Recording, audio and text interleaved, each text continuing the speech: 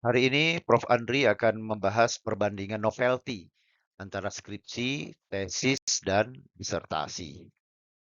Sebagaimana kita paham bahwa level S1 cukup aplikasi ilmu pengetahuan, level S2 diharapkan ada inovasi yang bisa dia berikan, sedangkan di level S3 diharapkan dia menghasilkan kebaruan. Bisa kita lihat di sini dari sisi novelty-nya atau tingkat kebaruan penelitiannya, level S1 itu relatif rendah. Ya hanya menerapkan teori yang sudah ada dalam konteks yang lebih spesifik. Sedangkan di level S2 sudah mulai tinggi karena perlu ada pengembangan atau modifikasi terhadap teori atau metode yang sudah ada. Di level disertasi sangat tinggi. Ya, mahasiswa doktor harus bisa menawarkan teori baru, model baru, atau metode baru yang dianggap signifikan.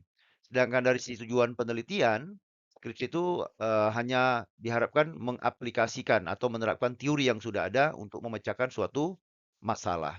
Tesis itu sudah mulai diminta mengembangkan teori atau metode dengan melakukan modifikasi atau penyempurnaan. Di level S3, Anda sudah harus mampu menemukan teori, ya konsep atau metode baru yang punya kontribusi besar pada bidang ilmu pengetahuan. Nah, jenis novelty yang umum ditemukan biasanya di level S1 itu pengembangan metode atau aplikasi teori dalam konteks baru. Jadi improvement novelty. Mungkin tadinya penelitian itu sudah dilakukan di suatu kota di Lampung sana. Kemudian mau kita lakukan di kota Medan. Nah, itu boleh ya kalau level tesis. Jadi namanya population gap. Jadi populasinya berbeda. Tahunnya berbeda, boleh. Tempatnya berbeda, mungkin tadinya di kantor A, sekarang kita kerjakan di kantor B. Tadinya dilakukan kepada generasi tua, sekarang dilakukan pada generasi muda misalnya. Jadi itu boleh.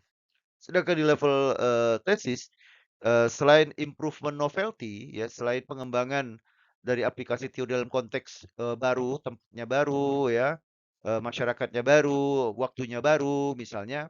eh, Kemudian level tesis mesti sebagian ada refutation novelty, yaitu kita memvalidasi teori sebelumnya, memperkuat istilahnya ya, atau boleh juga menolak teori sebelumnya karena ternyata terjadi perubahan, ya mungkin perubahan tempat, perubahan perilaku, ya perubahan kondisi ekonomi, gitu. Jadi level S2 sudah mulai novelty-nya tidak hanya improvement novelty saja, tapi ada refutation novelty, yaitu memvalidasi atau menolak.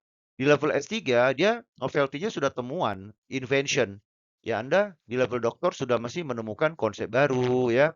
Kemudian sudah mulai full refutation novelty. Kalau S2 tadi kan sebagian ya. Di level S3 sudah full dia. Anda bisa menolak atau membuktikan kesalahan, kekurangan teori yang lama.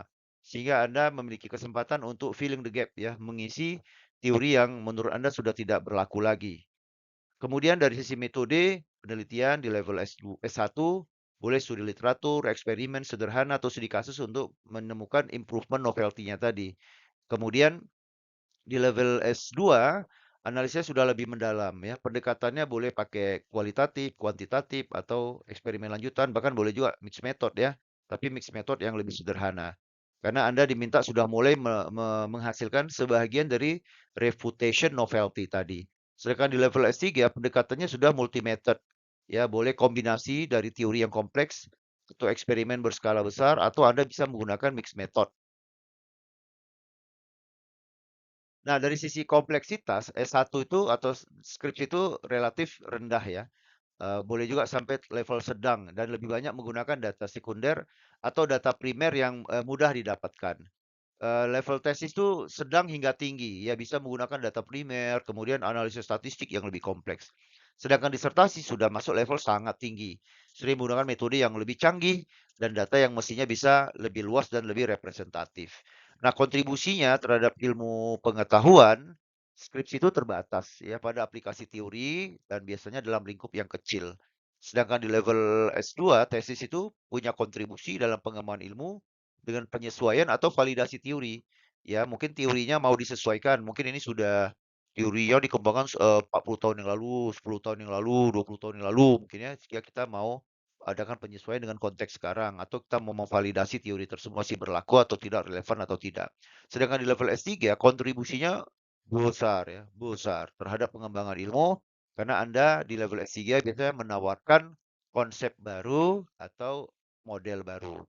Nah, dari sisi standar kita lihat standar kerangka kualifikasi nasional Indonesia menetapkan skripsi mahasiswa itu di level 6, yaitu menguasai teori dasar dan konsep bidang studi tertentu serta mampu menerapkannya dalam konteks nyata. Jadi misalnya Anda mau melihat apakah pengaruh kualitas pelayanan terhadap repeat order sehingga orang mau beli lagi karena dia puas dengan pelayanan tersebut, terjadi nggak di dunia nyata? Nah, itu boleh di level S1 karena Anda cukup di level 6.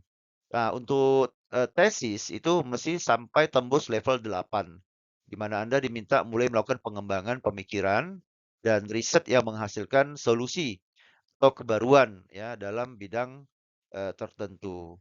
Sedangkan level doktor itu sudah sampai level 9, ya KKNI level 9, yaitu menciptakan terobosan ilmu pengetahuan dengan pendekatan interdisipliner, multidisipliner, atau bahkan transdisipliner. Ya, kalau standar nasional perguruan tinggi di level S1 tuh cukup Anda menunjukkan penguasaan teori, bahwa Anda menguasai teori tersebut, bahwa terdapat pengaruh tadi katakanlah ya eh, pelayanan apa kualitas pelayanan terhadap repeat order. Ada teori yang menyatakan itu, gitu kan?